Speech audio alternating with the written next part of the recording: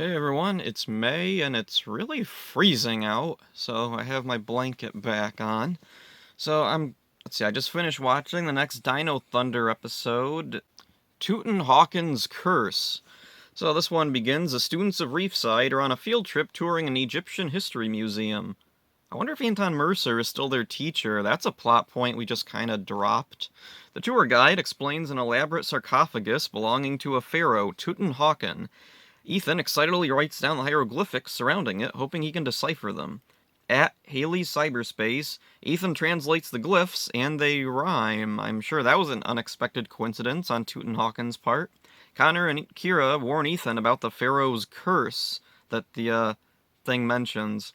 Ethan drops and breaks his laptop. Connor says the curse has begun. Tutenhawken's sarcophagus awakens and sets out to take over the city. Tutenhawken finds and asks Cassidy to be his queen. She accepts, not appearing too surprised by the odd events. Ethan gets splashed by mud, furthering his suspicion that he's been cursed.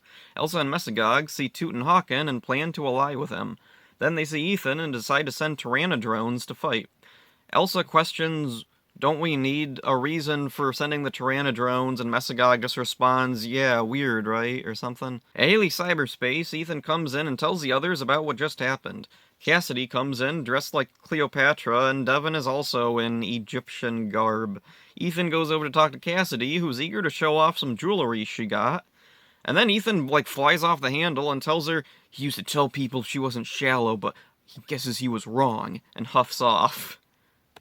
Okay, where did this come from? Surely by now he's aware Cassidy's a goofy sitcom character. This is so weird. It totally clashes with the whole tone of the episode. Kira returns to the museum to copy down more hieroglyphs instead of Ethan, so she copies down the same ones and then has to go back and do it again. Yeah, I don't know why they send Kira, or actually, I do know why they send Kira instead of Ethan. It's because in the Sentai footage, the Yellow Ranger is the first one to encounter the monster, and the others show up to help her, and it was impossible to reshoot that, I guess. As she writes down the hieroglyphs, and then also Tutenhawken attacks her, but it doesn't really mean anything. Ethan and Connor go to tell Dr. O what's been going on. Haley is working on some new secret thing. Kira calls the others. Tutenhawken is rampaging again. Connor and Ethan morph into battle. Dr. O stays behind to call Trent. Because it takes a really long time to call Trent, I guess. Man, this is stupid. The Rangers fight Tutenhawken. Trent joins and he retreats. Okay, Tutenhawken is really scared of Trent for some reason. Kira shows the others the new hieroglyphs she copied, and a tree almost falls on Ethan. Ethan translates the hieroglyphics, and they say Tutenhawken can only be defeated by the air. Huh. How considerate of Tutenhawken to include on his tomb how to kill him. Haley's new secret project is a motorcycle for Ethan, and, the Rangers are like, "Cool, it has flight capabilities, right?" And she's like, "No," and they're like, "Oh," and she's like, "Why didn't you tell me?" on this thing that I wasn't telling anyone I was doing. What? Cassidy doesn't like Tutenhawken's plan to destroy Reefside or the Rangers, but him pushing Devon, that's the last straw, and she leaves. I do like that part a bit. Tutenhawken attacks again, and the Rangers go to stop him. Dr. O and Ethan stay behind to work on the cycle. Okay. Elsa shows up to fight Trent, and Trent has been extraordinarily nerfed. He is such a weak nothing here. What the heck happened?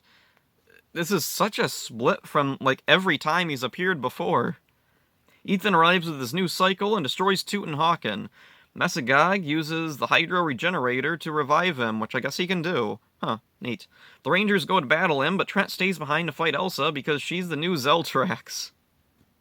Seriously, that's what it feels like. The Rangers take out Tutenhawken really easily, and Trent does the same thing against Elsa, so all that nerfing from before, that's gone. He's right back to being his normal self, so cool, I guess. What? At Haley's cyberspace, Cassidy apologizes to Ethan for acting like a sitcom character, and this is really weird and uncomfortable and does not fit the tone of the episode, again. So yeah, this episode is fun, but there's also a ton of things that make no sense. The whole episode could quite easily have not happened if Ethan hadn't wrote down the right hieroglyphics. If he'd done the ones on the other side that talk about killing Tutenhawken, they'd be incomprehensible gibberish. If he did, how would the plot go? He'd be like, Tutenhawken can only be killed by air, and it rhymes in English. I don't remember what the rhyme was. The plot relies on Ethan, like, copying down the right hieroglyphics, translating them correctly, and then reading them aloud, which is enough to awaken Tutenhawken, and also start Tutenhawken's curse on whoever reads it aloud, even though I do remember this part of the rhyme that said that a curse would be on the defilers of the tomb. So it seems like Tutenhawken should be going after the archaeologists who stole his body in the first place, or at the very least the people at the museum. And either of those would potentially be a more interesting story, because Tommy's a paleontologist now. Paleontology is kinda sorta close to archaeology. What if him and Anton Mercer, like, this does look like Anton Mercer's museum, possibly, unless there's another museum in the... Is this like the Dino Charge Museum, where it's just used for whatever?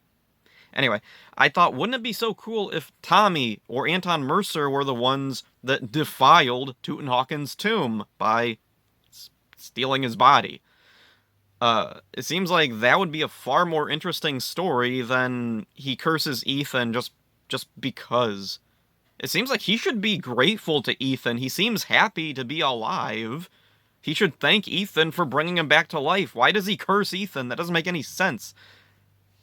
The episode is a goofy episode, and normally I'd be like, okay, so the rules don't necessarily apply the way they would to a normal episode, because the episode doesn't really make sense and the rules are weird, so whatever. It's like Lost and Found in Translation, or Mad Mackerel, which was a really goofy, stupid episode, so the rules don't necessarily apply in the same way they would to a typical episode. But here, they toss in that stupid thing with Ethan being mad at Cassidy for being shallow, and then she apologizes to him for it. Like, what was this?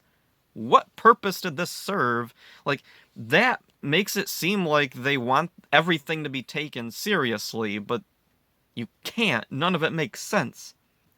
Tutenhawken, I guess, expected to be awakened since she made sure the hieroglyphs rhymed in English, and he's also fluent in English, meaning he is the most linguistically talented monster in all of Power Rangers so far. He must have been a smart guy. Then again, he did put instructions on how to kill himself on his tomb, and then didn't make any attempt to hide them or anything. Like when Kira goes to write down the other hieroglyphs, which she just knows which ones are the ones Ethan didn't write down because, I don't know, he does try to stop her, but it doesn't really go anywhere, and he's not stopping her because she's writing down how to kill him. It's just because he felt like attacking somebody, I guess. Tutenhawken is unique in that he's not one of Mesogog's monsters. I like when monsters of the day are just pre-existing beings. It makes the world feel bigger. Ethan's curse is just some bad luck to varying degrees. A plot about bad luck would actually be handled far better in a future Operation Overdrive episode, Out of Luck, where Mac is cursed with bad luck. And that is, like, the whole, like, premise to the episode is there's this thing that curses people with bad luck. It's not because he woke up an ancient monster who wanted to be awakened. I still don't get what exactly the grudge against Ethan from Tutenhawken is. Mesogog and Elsa's brief banter about needing a reason to send Tyrannodrones I think is a joke, but I don't get it. Ethan is by himself, and they know where he is. Isn't outnumbering Ethan and potentially, like, killing or injuring him enough of a reason for these bad guys? Ethan and Cassidy's scene at Haley Cyberspace is so out of nowhere and really clashes with the goofy story going on.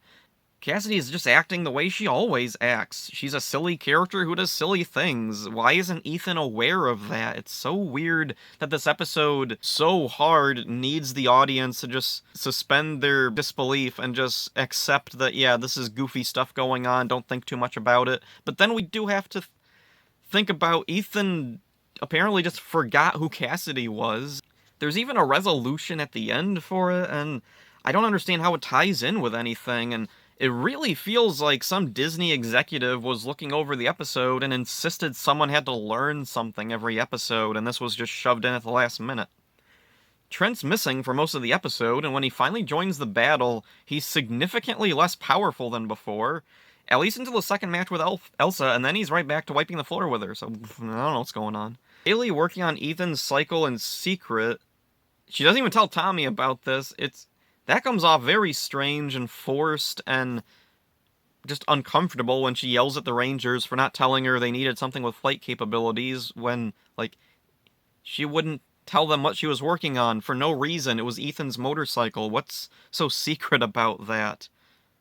What was the point of keeping it a secret? And also, like, have Tommy be in on this. Like, if they're keeping it a secret, have Tommy be part of it. That would explain why Tommy's missing, too. Tommy never takes part in any of the fights or anything. He just stays at the lab because, I don't know, Haley's working on the motorcycle the whole time, so I don't know what Tommy's doing.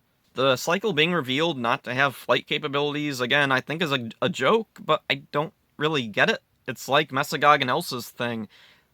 The writing here is really awkward. Like, I think there's a joke there, but I really don't know. Contextually, it doesn't really make... It's not funny. This episode is actually one of the better episodes of Dino Thunder, despite all the nonsense and like weirdness that doesn't make sense. There's a few little nitpicky things that are the major things that kind of mess up the episode, like Cassidy and Ethan's thing. Like, I don't know what that was all about. And then there's other like little things like Kira's the one who goes to write down the other hieroglyphs because it has to match the Sentai footage, so we gotta have her go first. I don't like Dino Thunder, so like, I'm trying really hard to look past. I just don't care for Dino Thunder, so a lot of these issues that for other people I think are things they can easily overlook. For me, they're things that just kind of ruin the overall episode for me. The logic problems, the character problems, just uncomfortable moments, just kind of, yeah, pull it down for me. But I can see a typical fan who would like Dino Thunder, not worry about these little things. They'd like it just fine. So yeah, that's it for this one. Hope you enjoyed it. See ya. Your loveliness makes Cleopatra look like a